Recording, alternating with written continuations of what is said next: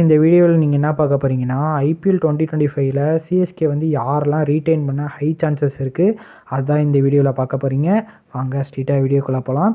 So ஆரம்பத்திலே சொல்லிடுறேங்க, இந்த வீடியோவில் மொத்தம் 2 பார்ட்டாக நான் வச்சுருக்கேன். என்ன ஆகுதுன்னா டாப் 4 ரீட்டைன் பிளேயர்ஸ் லிஸ்ட்டு ஒரு பார்ட்டும், டாப் 6ல் வந்து யார் யார் இன்னும் எக்ஸ்ட்ரா 2 பிளேயர்ஸ் யார் இருக்க வாய்ப்பு இருக்குது அதான் இந்த வீடியோவில் பார்க்க போகிறீங்க.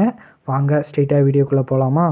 ஃபஸ்ட் எடுத்தோடனே இந்தியன்ஸ்லேருந்து ஆரம்பிக்கிறேன். இந்தியன் பிளேயர்ஸில் யார் யார் ரீட்டைன் பண்ண வாய்ப்பு இருக்குன்னா 2 பிளேயரில் பொறுத்த வரைக்கும் ருத்ராஜ் மற்றும் ரவீந்திர ஜடேஜா ரீட்டைன் பண்ண அதிக வாய்ப்பு இருக்குது. ரீசன் ருத்ராஜ் பொறுத்த வரைக்கும் கேப்டன்சி ப்ளஸ் ஓப்பனர். ஸோ நம்ம வருஷம் இவரை தான் ஃப்யூச்சராக நம்ம வந்து கன்சிடர் பண்ணுறனால மஸ்ட்டாக இவரை ரீட்டைன் பண்ணுவோம். அடுத்து பார்த்தா ரவீந்திர ஜடேஜா.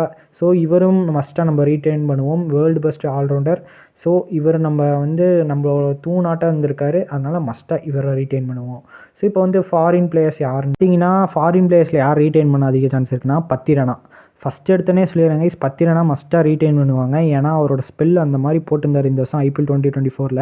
ஸோ அவர் இன்ஜுரினால தான் மிஸ் அவுட் பண்ணார். இருந்திருந்தாருன்னா வேறு லெவலில் இருந்திருக்கும். ஸோ நம்ம மேட்சஸே அதிகமாக தோற்றுருக்க மாட்டோம்.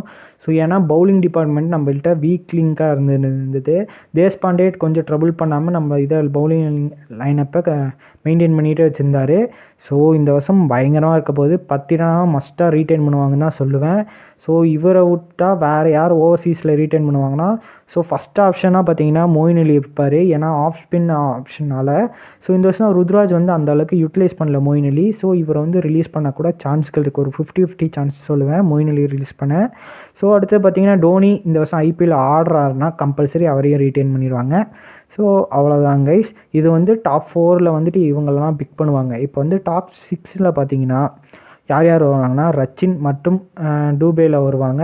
ஸோ டூபே இல்லை தேஷ்பாண்டே கூட ட்ரை பண்ண வாய்ப்புகள் இருக்கும் தான் நான் சொல்லுவேன்.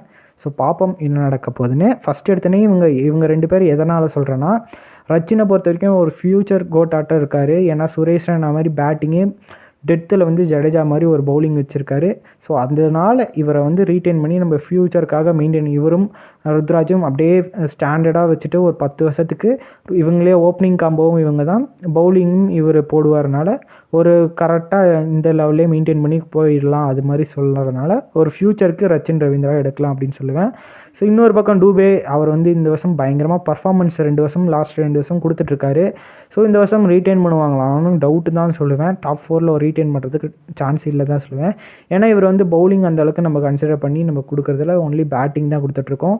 ஸோ இவர் ஒரு ஸ்பின் ஹிட்டிங் பேட்டர் தான், நல்லா ஆடிட்டுருக்காரு. ஸோ அதனால் இவரும் ஒரு நல்ல ஆப்ஷன் தான் சொல்லுவேன் ரீட்டைன் பண்ணுறதுக்கு. இல்லைனா தேஷ்பாண்டே யாராச்சும் ஒருத்தங்களே ரீட்டைன் பண்ணால் ஒரு நல்ல ஆப்ஷனாக இருக்கும். ஸோ அவ்வளோதாங்க. இந்த வீடியோ பிடிச்சிருந்தா உங்கள் ஃப்ரெண்ட்ஸ் அண்ட் ஃபேமிலிக்கு ஷேர் பண்ணுங்கள். ஸோ இந்த வீடியோவில் பொறுத்த வரைக்கும் என்னோடய ஒப்பீனியன் பற்றி தான் ஃபுல்லாக சொல்லியிருப்பேன். ஸோ உங்களோட சாய்ஸ் பற்றி என்ன நினைக்கிறீங்க அதை மறக்காமல் கமெண்ட் பண்ணிட்டு போங்க.